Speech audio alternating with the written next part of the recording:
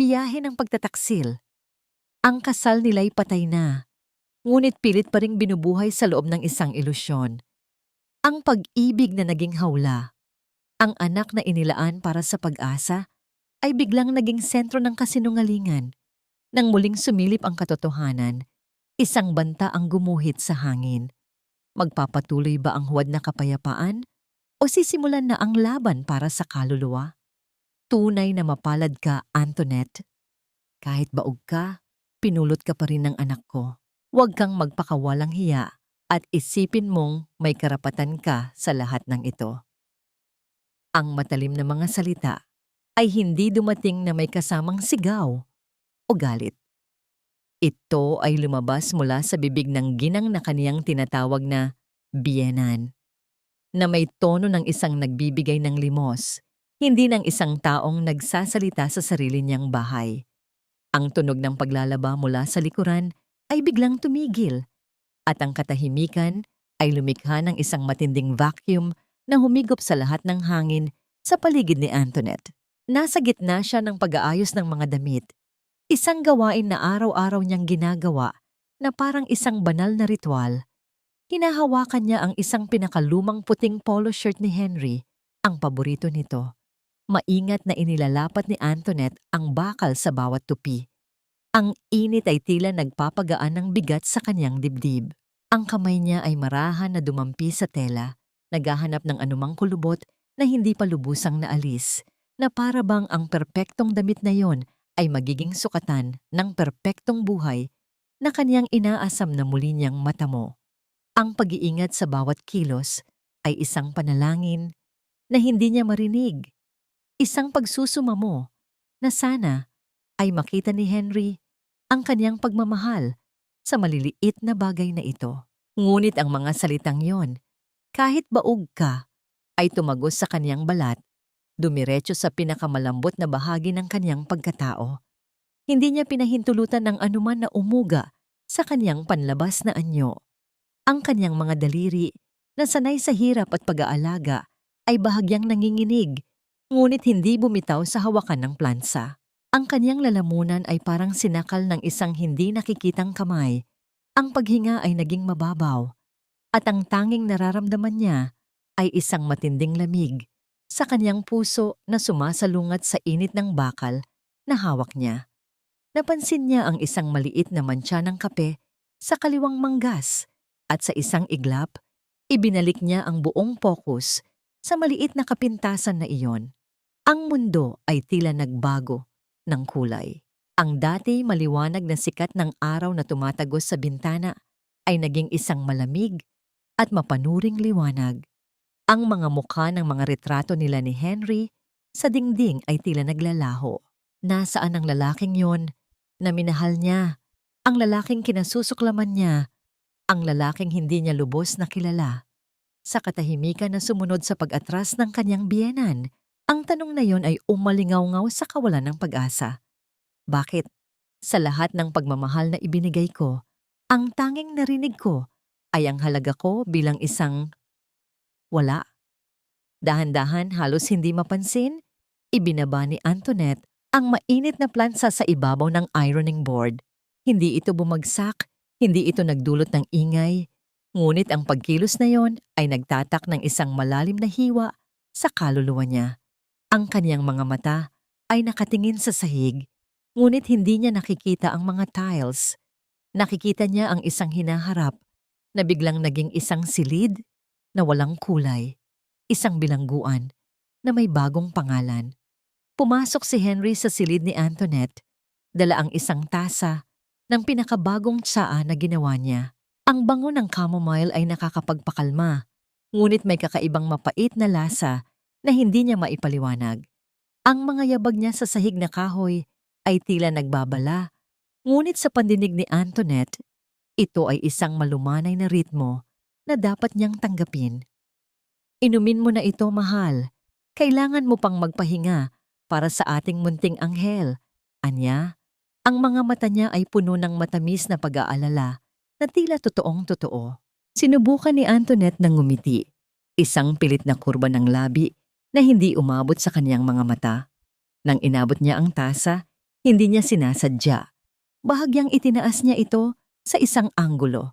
Sa isang iglap na nakasisilaw, nakita niya ang mabilis na pagdulas ng isang maliit na puting tableta mula sa bulsa ng damit ni Henry papunta sa kaniyang kamay. Isang bagay na dapat sana ay hindi niya nakita sa ilalim ng liwanag ng hapon. Ngunit bago pa man siya makapagtanong o makapag-isip, hinawakan ni Henry ang kaniyang kamay ng mahigpit ngunit malumanay at inilapit ang tasa sa kanyang mga labi. Pinipilit siyang uminom. Kinailangan niyang lunukin ng tsa. Ang lasa ng gamot ay nag-iwan ng mapait na bakas sa kanyang dila, habang ang kanyang isip ay nagsimulang magtanong. Nang sumunod na araw, ang kanyang paghahanap ng kasagutan ay nagdala sa kanya sa hardin. Hindi niya sinasadyang marinig ang usapan ni na Henry at Doktor. Alkantara sa labas ng bakod. Ang hangin ay tila nagdadala ng bawat salita ng may kakaibang linaw. Ang boses ng doktor ay tila nagdadala ng bigat ng isang hatol. Henry, hindi ito tama. Ang dosis ay masyadong mataas para sa kanyang kalagayan. Kailangan na nating itigil ito. Si Henry ay namutla. Ang kanyang paghinga ay naging mabigat at mabilis. Ang kanyang pakiusap ay tila desperado. Doktor, huwag po ninyo akong iwanan ngayon. Ayoko siyang mawala ulit sa akin. Pakiusap, konting oras pa. Ang huling salita, ulit, ay tumagos sa pag-aalinlangan ni Antoinette. Ulit? Ano ang ibig sabihin ng ulit na pagkawala na yon? Ang pag-aalala ni Henry ay hindi tungkol sa kaniyang kalusugan, kundi tungkol sa kaniyang pag-iral. Dahil sa kakatwang usapan, isang pangangailangan ang sumibol sa kalooban ni Antoinette upang maghukay sa nakaraan. Pinuntahan niya ang lumang study room ni Henry, isang silid na palaging ipinagbabawal sa kanya.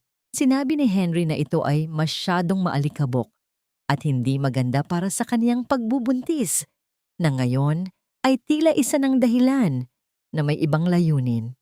Sa isang sulok, may nakita siyang isang baul na may lumang kandado.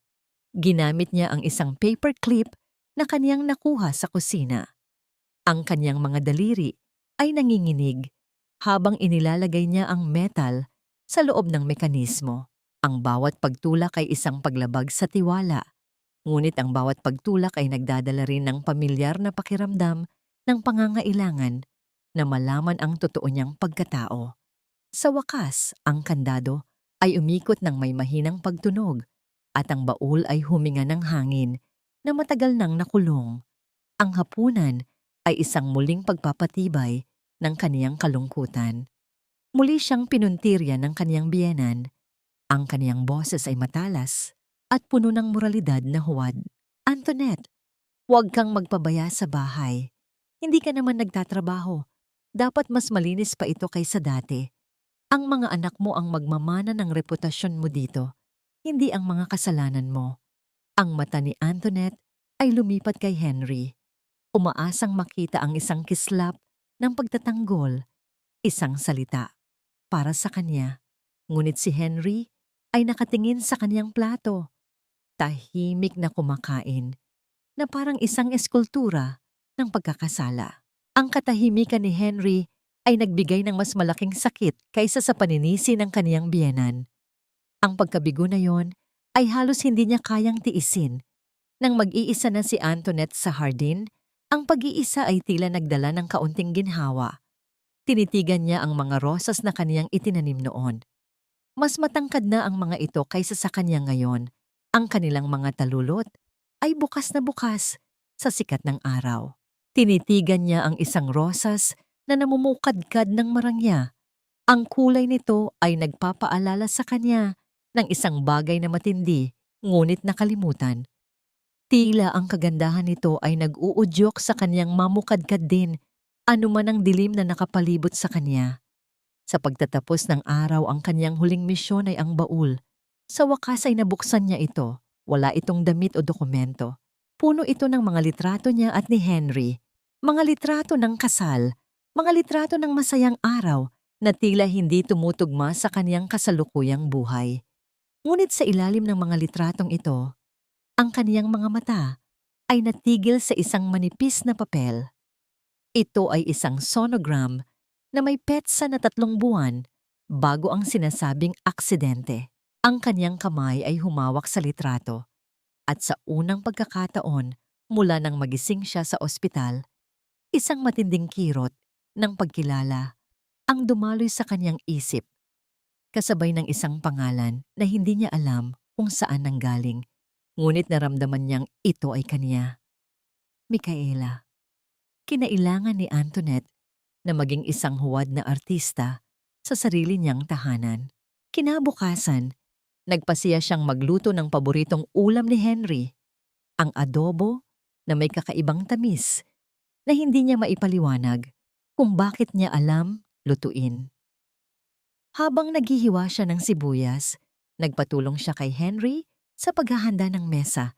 Isang kilos na dapat sana ay pagmamahalan, ngunit ngayon ay puno ng pag-iingat.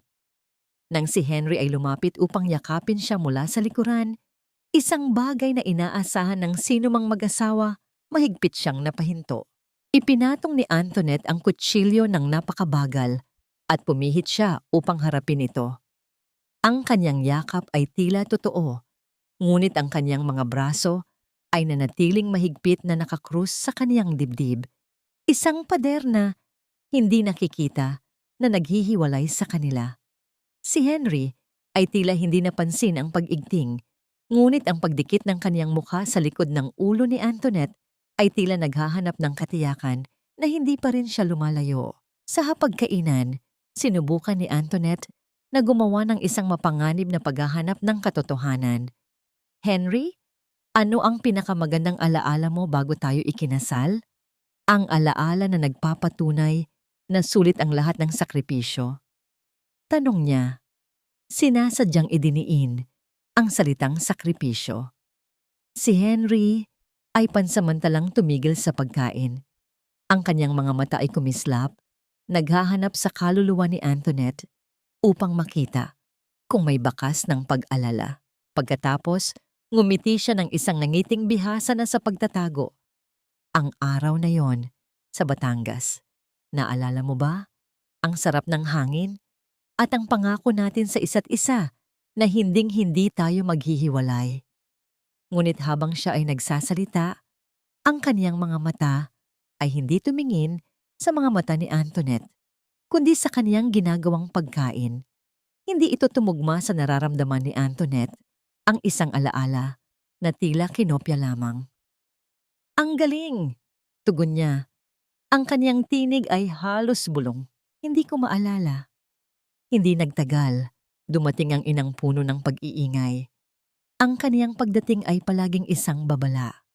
Antoinette, bakit ganyan kalabnaw ang sabaw?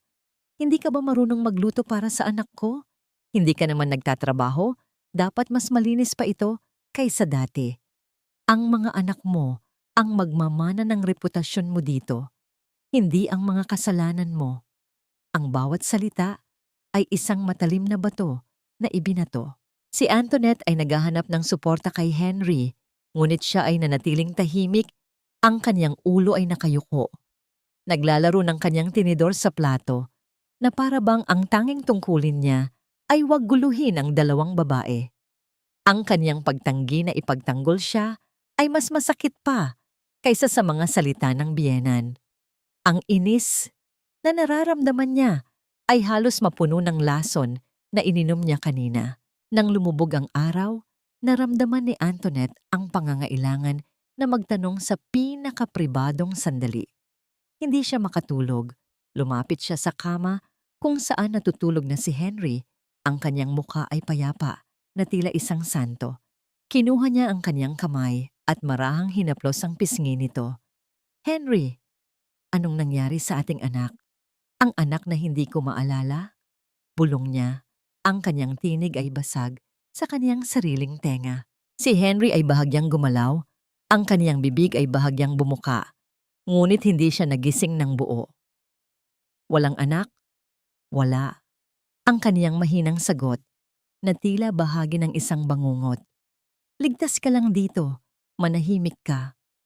Ang mga salita ay hindi lumabas bilang isang panlalait, kundi bilang isang utos na nagmumula sa isang taong nagtatago ng isang lihim na nakamamatay. Ang kanyang puso ay parang nabiyak. Hindi niya ininda ang pagkakabingi ng kanyang pag-ibig. Sa halip na umiyak, tumalikod siya ng walang ingay. Ang kanyang mga hakbang ay sinisikap na maging kasing gaan ng hangin. Naglakad siya patungo sa balkonahe. Ang malamig na simoy ng hangin ay tumama sa kanyang mukha. Tila naglalayong hugasan ang anumang bakas ng init na dulot ng kanyang asawa. Kinabukasan ang kanyang unang kilos ay ang bumalik sa silid ni Henry. Ang baul ay nakita niya pa rin, ngunit ang kanyang puso ay huminto sa pagtibok nang makita niya ang manipis na piraso ng papel na nakapatong sa kanyang unan, kung saan niya inilagay ang sonogram. Ang papel ay wala na. Sa halip, may isang piraso ng papel na nakasulat sa itim na tinta. Ang sulat kamay ni Henry ay pamilyar ngunit nakakatakot. Huwag kang maghanap ng mga bagay na hindi mo dapat malaman. Ito ay para sa kaligtasan mo. Ang babala ay malinaw. Ngunit para kay Antoinette, ito ay isang tawag sa digmaan. Ang pag-iisip na kailangan niyang magpanggap ay nagbigay kay Antoinette ng isang kakaibang lakas. Alam niyang hindi siya maaring sumugod nang walang anumang ebidensya. Ang kaniyang unang hakbang ay kailangang tumpak at hindi mapapansin. Naalala niya ang mukha ng matandang doktor na minsan nang nagbigay ng payo kay Henry tungkol sa pagkapagod nito, Dr. Alcantara. Nagpasiya siyang gamitin ang kanyang pagbubuntis bilang cover. Nang makarating siya sa klinika kinabukasan, ang kaniyang mga kamay ay nakakuyom sa loob ng kaniyang bulsa. Ang pagpasok sa pinto ay parang pagdaan sa isang hangganan. Si Dr. Alcantara ay nagulat nang makita siya. Ang kanyang pagkatawa ay panandalian lamang. Ang kanyang mga mata ay nagpapakita ng isang mabilis na pag-aalala na agad niyang tinakpan ng propesyonalismo. Magandang umaga, Ginang Santos. Anong ikinababahala mo tungkol sa pagbubuntis mo? Sa loob ng silid, hindi agad binanggit ni Antoinette ang pangalan ni Henry. Pinili niyang maging isang pangkalahatang pasyente. Doktor, mayroon akong mga panaginip na napakagulo at madalas akong nakakaramdam ng labis na pagod kahit na sapat naman ang tulog ko. Simula ni Samamia, ang kaniyang tinig ay hinuhubog na parang isang taong nag-aalangan. Habang ipinapaliwanag niya ang kaniyang mga sintomas, sinubukan niyang ipasok ang kaniyang tunay na katanungan. Paano kung may isang taong nagbibigay sa akin ng gamot na nakakatulong sa akin matulog ng mahimbing, pero hindi ko alam kung ano yon? Sabihin nating pampakalma, pero hindi naman talaga kailangan ng katawan ko? Narinig niya ang mabagal na paghila ng hininga ni Dr. Alcantara. Ang doktor ay tumingin sa labas ng bintana. Ang kaniyang tingin ay lumipad sa malalayong gusali ng lungsod. Ang katahimikan ay napakatagal na.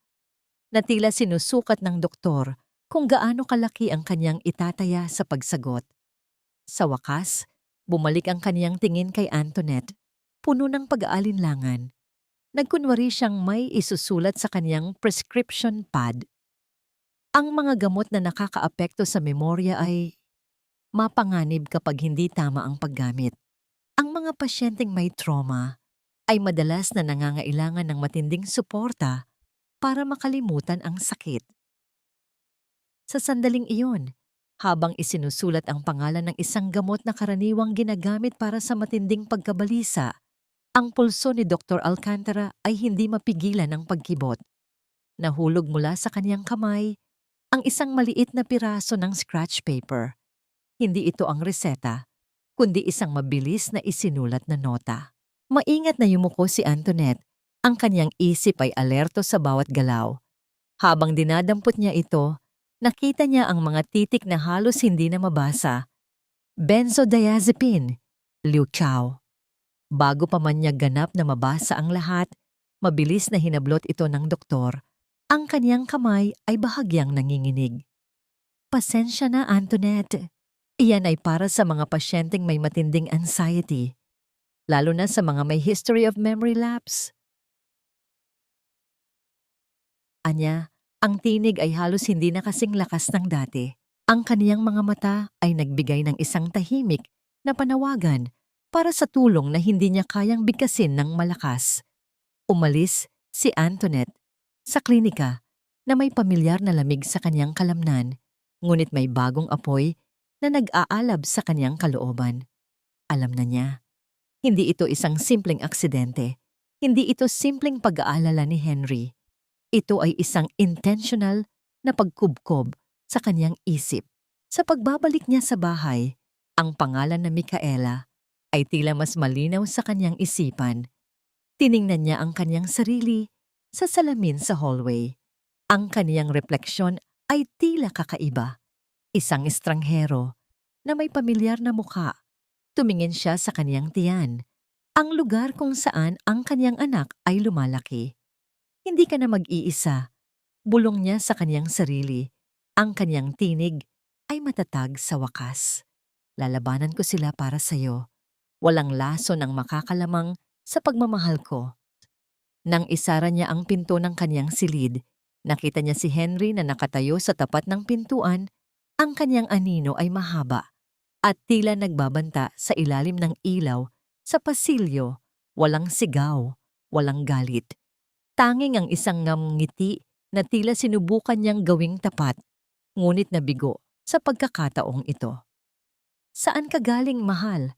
Kailangan kong makasiguro na ligtas ka sa paghahanap mo ng mga sagot. Ang mga salita ay mabagal, tila sinusukat ang bawat pantig. Ang kaniyang mga mata ay hindi nagpapahiwatig ng pagmamahal, kundi ng isang masusing pagtatasa. Alam niya na ginawa niya ang isang bagay na labag sa kaniyang bagong mundong itinakda niya. Pagdating ni Henry sa bahay, hindi ito nagmartsa papasok na may galit. Sa halip, ang kaniyang mga hakbang ay tila mabigat at pagod, na nagpapahiwatig ng bigat ng isang buong araw ng pagtatago. Nakatayo siya sa pintuan ng kanilang silid, kung saan naroon si Antoinette na nakasandal sa dingding. Ang kaniyang panlabas na anyo ay mahinahon, ngunit ang kaniyang mga mata ay may bagong tibay na hindi pa nakikita ni Henry noon. Saan ka galing, mahal? Kailangan kong makasiguro na ligtas ka sa paghahanap mo ng mga sagot. Ang kaniyang tinig ay mababa at nakaka-relax, ngunit mayroong matalim na dulo sa ilalim ng bawat salita. Alam mo namang nakakaapekto ang pagod sa bata. Hindi ba iyon ang pinakamahalaga ngayon? Ang paggamit niya ng salitang bata ay isang direktang bala na inihanda niya para sa anumang pagtatangka niyang humingi ng paliwanag. Si Antoinette ay hindi na nagtago. Humarap siya. Ang kanyang likod ay hindi na sumasandal sa dingding. Henry, nakita ko ang mga larawan sa baul mo. May sonogram. Sino si Micaela? At bakit parang may ipinagkakait ka sa akin? Ang kanyang tanong ay direkta. Walang palamuti, na parang isang matalim na kawayan na sumusundot sa isang manipis na pader. Isang mabilis na pagkunot ang umukit sa noo ni Henry. Isang kislap ng tunay na gulat na agad niyang sinupil. Hindi siya nagsalita tungkol sa mga litrato, ngunit lumipat agad sa depensa. Ang kaniyang tinig ay biglang nagbago. Ang pagod ay napalitan ng isang matinding pagkadismaya. Nagsisimula ka na namang magtanong ng mga bagay na hindi mo dapat alalahanin. Iyon ang dahilan kung bakit kailangan kong protektahan ka. Hinahanap mo ang sakit, Antoinette. Ang mga doktor ay nagsabi na ang paghahanap sa nakaraan ay maaring magdulot ng pagkalaglag. Ang bawat salita ay inihanda upang manakit, upang iparamdam kay Antoinette na siya ang sanhi ng panganib sa kanyang sariling anak. Sa sandaling iyon, ang pinto ay bahagyang bumukas at sumilip ang ulo ng kanyang biyanan na tila nakarinig ng sigawan. Agad siyang pumasok. Ang kanyang mukha ay hindi na kailangang magpanggap. Tiningnan niya si Antoinette na may matinding pagkasuklam. Wala kang karapatang guluhin ang kapayapaan ng bahay na ito. Alam mong mahina ka. Ikaw ang may kasalanan, kung may mangyari sa apo ko dahil sa katigasan ng ulo mo.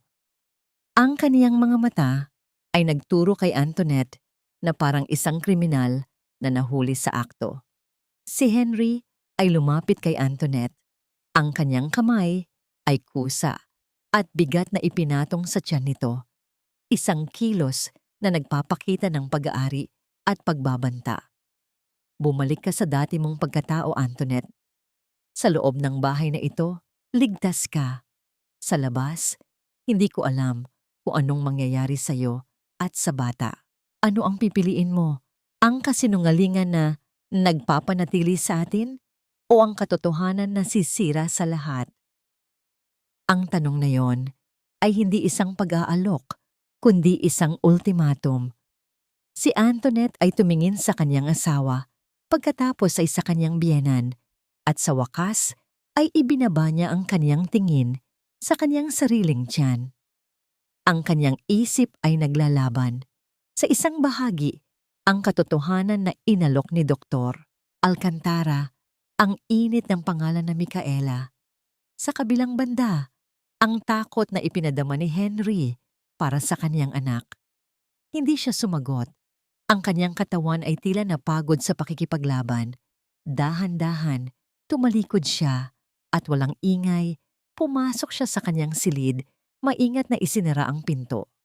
Ang tunog ng pagkasara ng pinto ay hindi malakas, ngunit ito ay tila nagbago ng lahat. Sumandal siya sa kahoy, ang kanyang mga mata ay nakatingin sa kawalan. Hindi siya umiyak. Sa halip, isang malamig na determinasyon ang nagbalot sa kanya. At sa isang boses na walang emosyon, halos hindi naririnig, sinabi niya sa sarili, "Hindi ko alam kung sino ang maniniwalaan ko, pero alam kong hindi ikaw, Henry." Sa pagsikat ng araw, nagpasiya si Antoinette na maging isang huwad na imahe ng pagpapasakop. Maaga siyang gumising. Ang kanyang mga kilos ay sinadya at mabagal, na nagbibigay ng impresyon na siya ay nagpapahinga ng mabuti. Hinanda niya ang almusal. Ang amoy ng mainit na kanin at isda ay nagbigay ng isang pekeng kutis ng normal na buhay. Nang dumating si Henry sa mesa, ngumiti siya ng isang ngiti na halos kapani-paniwala. "Nagising ako ng maaga, Henry. Magpapahinga na ako ng husto para sa bata. Hindi na ako mag-iisip ng mga bagay na wala sa lugar." Anya, sinasadyang bigyang diin ang salitang wala. Ang kanyang pangako ay isang sandata, hindi isang pagpapakumbaba. Ang pinakamahirap na bahagi ay ang pagtatago ng kanyang mga plano. Alam niyang bawat galaw niya ay sinusubaybayan. Kinuha niya ang kanyang lumang, halos patay ng cellphone na matagal nang itinago ni Henry sa isang kahon ng mga lumang papeles. Hindi niya ito binuhay. Alam niyang agad itong ma-attract. Sa halip, kumuha siya ng isang maliit na piraso ng papel at isang lapis na halos ubos na. Isinulat niya ang isang maikling mensahe, hindi direktang humihingi ng tulong, kundi nagtatanong tungkol sa isang lumang kaibigan na kailangan niyang makita. Binalot niya ito sa isang maliit na pastry na alam niyang magugustuhan ni Aling Lita, ang kanilang maaasahang kapitbahay, isang matandang babae na may pagmamano at paggalang sa mga nagdaang taon. Nang maghapon at umalis si Henry para sa kanyang trabaho at ang kanyang biyenan ay lumabas patungo sa palengke, iyon ang kanyang pagkakataon.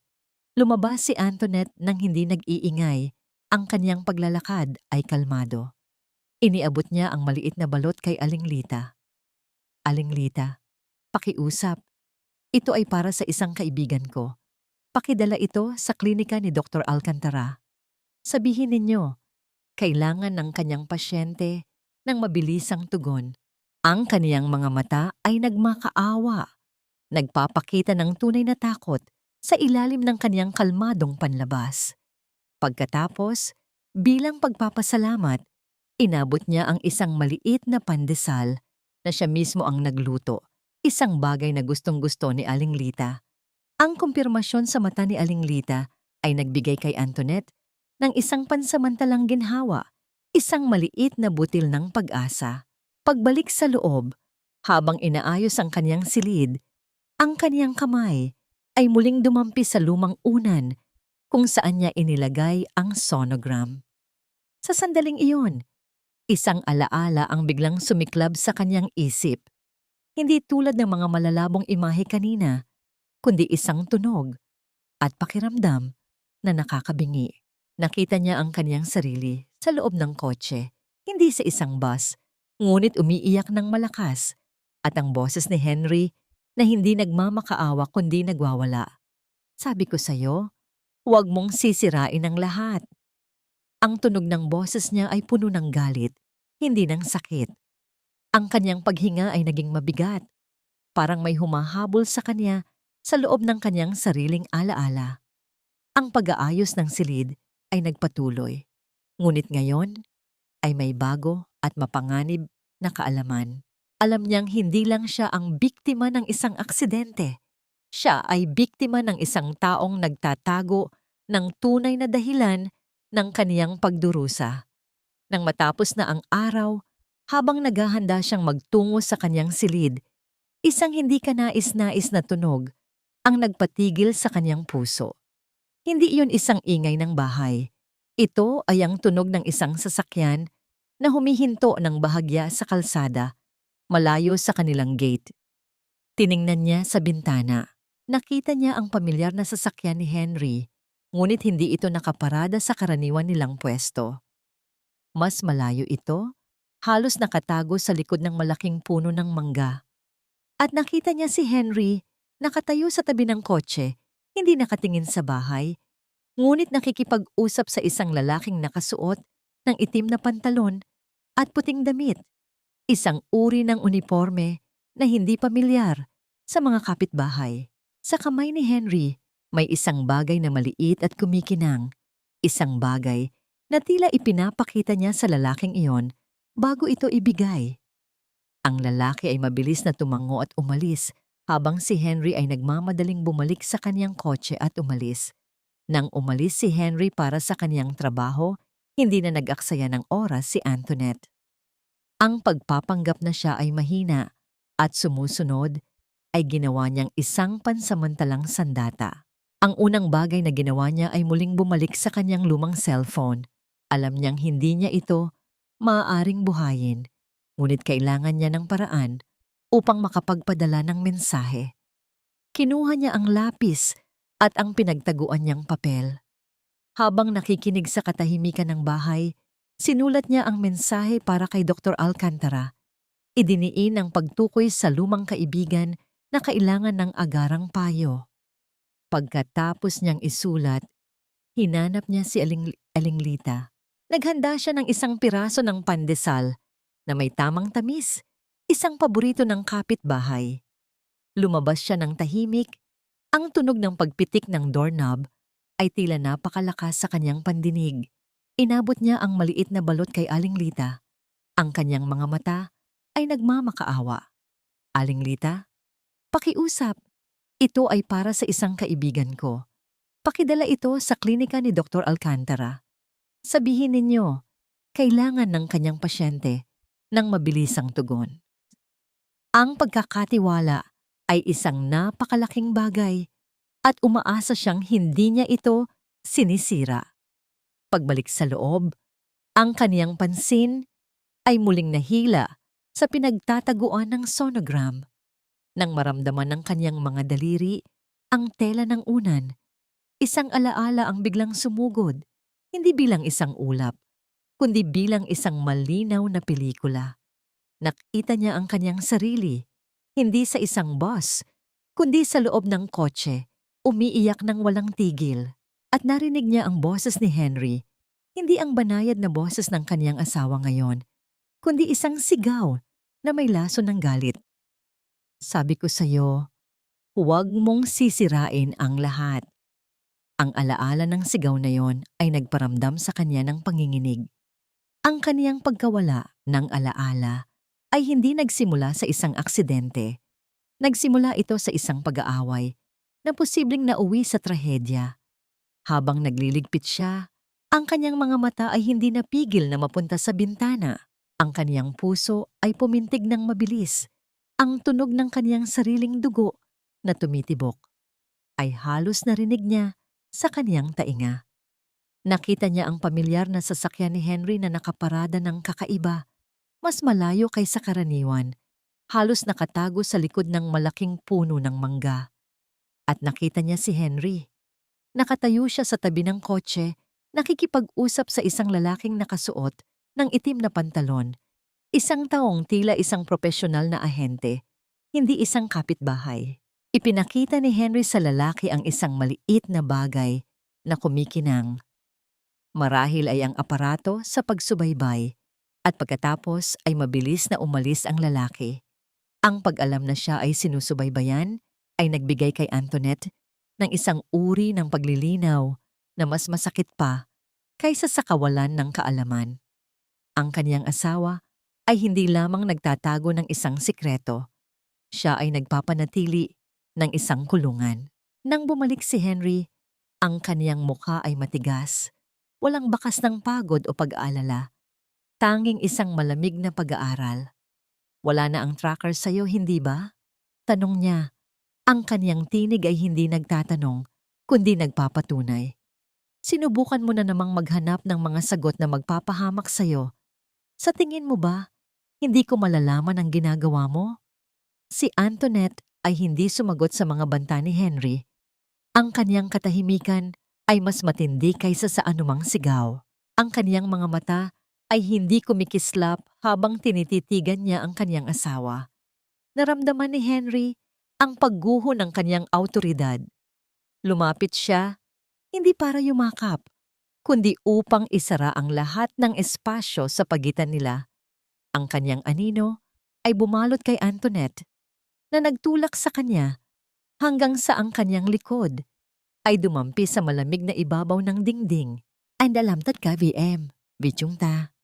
Bulong ni Henry, ang kaniyang hininga ay mainit sa tenga ni Antoinette, isang halo ng pag-aalala at pagbabanta. Anh đã cố gắng giữ lại những mảnh vỡ này.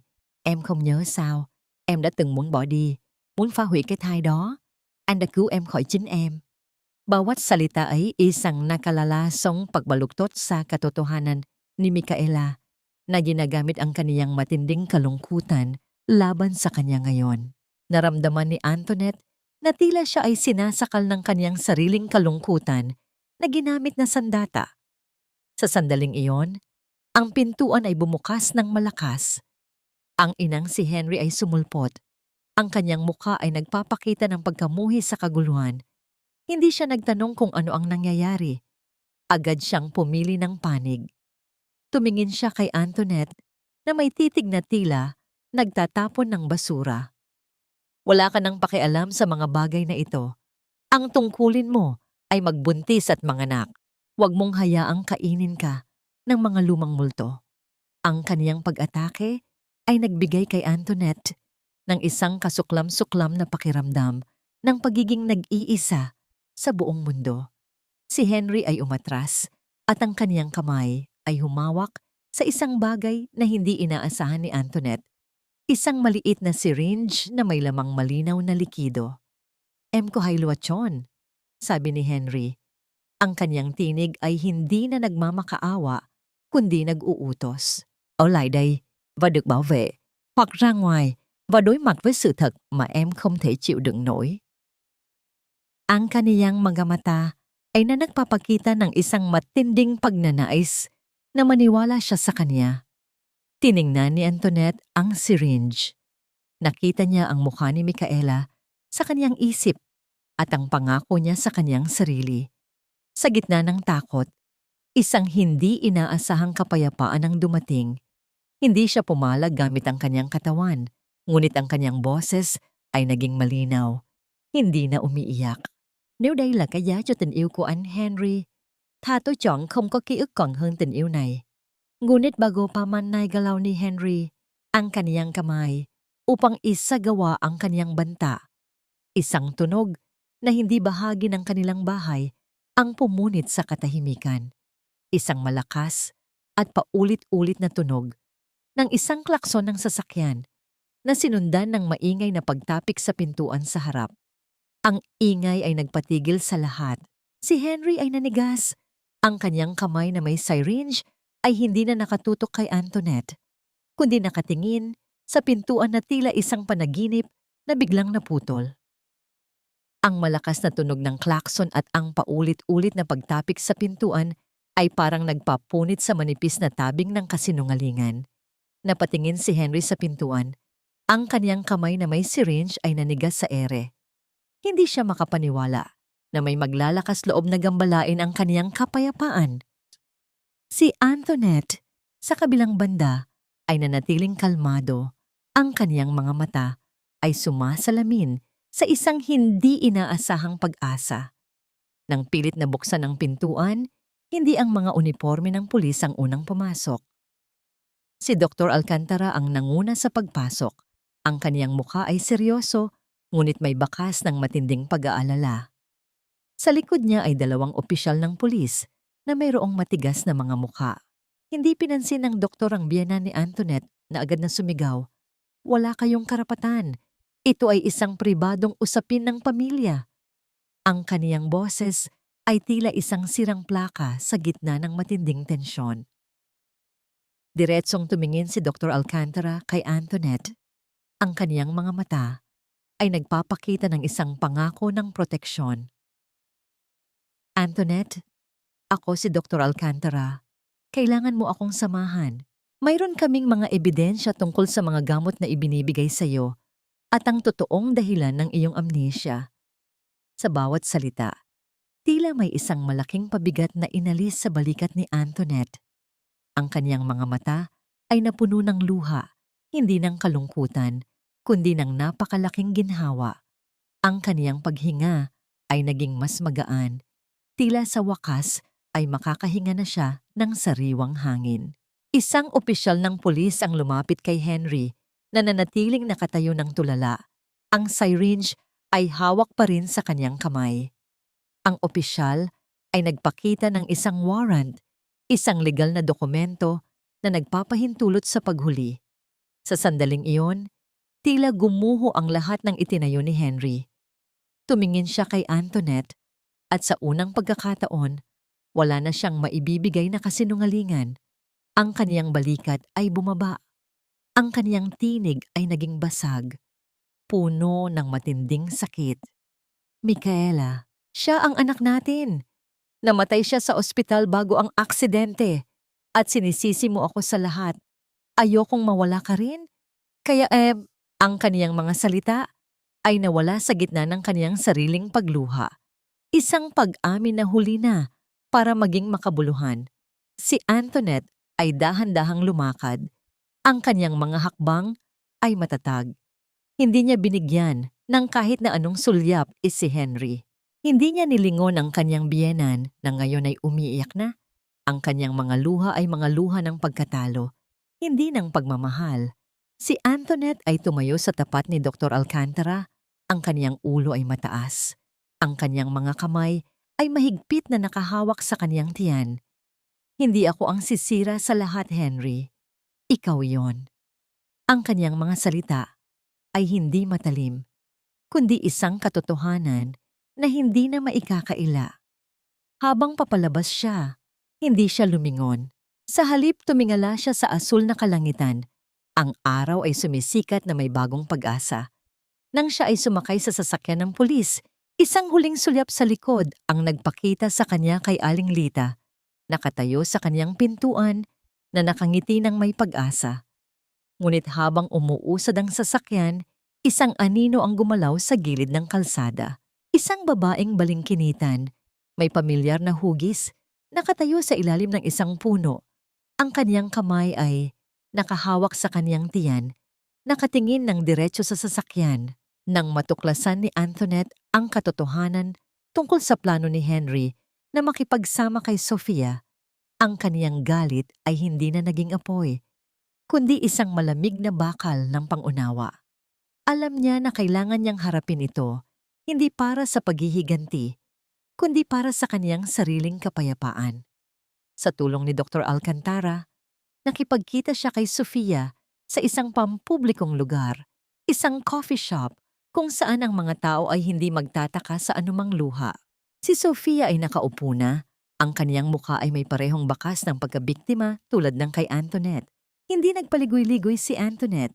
Ikaw ba ang babaeng pinangakuan ni Henry ng lahat? Tanong niya. Ang kaniyang tinig ay matatag. Si Sofia ay napayuko. Ang kaniyang mga balikat ay bumagsak sa pag-amin. Oo, sinabi niya. Sinabi niyang hindi mo na kaya pang manganak at dahil mahal ka niya, kailangan niyang humanap ng paraan para magkaroon ng pamilya. Ako ay isa ring biktima ng kaniyang takot na mawala ka. Ang pagbabahagi ng sakit na ito ay nagdala ng isang kakaibang ugnayan sa pagitan ng dalawang babae. Isang pagkakaisa laban sa iisang lalaking naglaro sa kanilang mga puso. Ang paglilitis ay mabilis at masakit. Sa opisina ng abogado, ang inang nagpilit ng hiya sa publiko ay ngayon ay tila isang matandang babaeng nauubusan na ng boses sa pagtatanggol sa kaniyang anak. Nakita ni Antoinette ang kanyang pagbagsak at sa sandaling iyon, ang kanyang pagnanais para sa paghihiganti ay naglaho, napalitan ng isang malalim na awa. Si Henry ang huling humarap nang makita niya si Sofia na nagpapatotoo sa kaniyang pagtataksil at narinig niya ang mga ebidensya ng paggamit niya ng gamot. Bumigay siya, walang pagtanggi. Patawad, Antoinette. Patawad sa lahat ng sakit. Patawad sa pagpapanggap ko na kaya kitang protektahan sa pamamagitan ng pagsisinungaling. Wala na akong maibigay na dahilan. Ang kaniyang mga salita ay lumabas na parang mga huling hininga. Nang magdesisyon si Antoinette, ang kaniyang mukha ay kalmado. Hindi ko pa kayang patawarin ka, Henry. Ngunit pinipili kong huwag kang ituloy. Ang pag-ibig ko sa iyo ay namatay sa araw na pinili mo ang kasinungalingan kaysa sa katotohanan. Ngunit ang pag-asa ko para sa aking sarili ay mas mahalaga. Kinuha niya ang kaniyang mga gamit.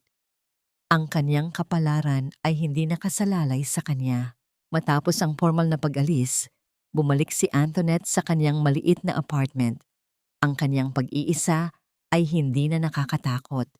Ito ay kapayapaan. Nagbukas siya ng kaniyang bagong journal. Ang sagot sa lahat ng kaniyang katanungan ay tila na sa kaniyang kamay na. Ngunit habang nakatingin siya sa isang bakanteng pahina, nakita niya ang isang lumang larawan na nakadikit sa likod ng pabalat. Ito ay hindi isang sonogram. Ito ay isang litrato ni Micaela, isang batang babae na may mga mata na kamukha ng kay Henry. Nakasuot ng uniforme ng paaralan at may hawak na maliit na medalyon. Sa ilalim ng larawan, mayroong sulat kamay na hindi kay Henry at hindi rin kay Antoinette. Para sa aking prinsesa, bago ako lumaban. Napahawak si Antoinette sa kaniyang puso. Hindi ito tungkol sa isang pagkunan ng buhay na nawala bago pa man isilang. Si Micaela ay isang bata na isang totoong anak na tiyak na kinailangan ni Henry na itago mula sa kanya. Marahil dahil sa isang dahilan na mas masakit pa kaysa sa lahat ng kaniyang nalaman.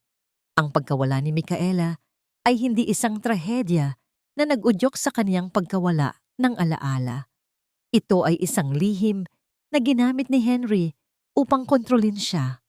Sa sandaling iyon, hindi na mahalaga kung gaano pa kasakit ang katotohanan. Ang kaniyang pagpili na iwanan si Henry ay hindi na tungkol sa pagpaparusa, kundi tungkol sa pag-ibig sa sarili para sa kaniyang sarili at sa kaniyang bagong anak. Ang kapayapaan na kaniyang naramdaman ay hindi isang pansamantalang ginhawa. Ito ay ang simula ng kaniyang tunay na buhay.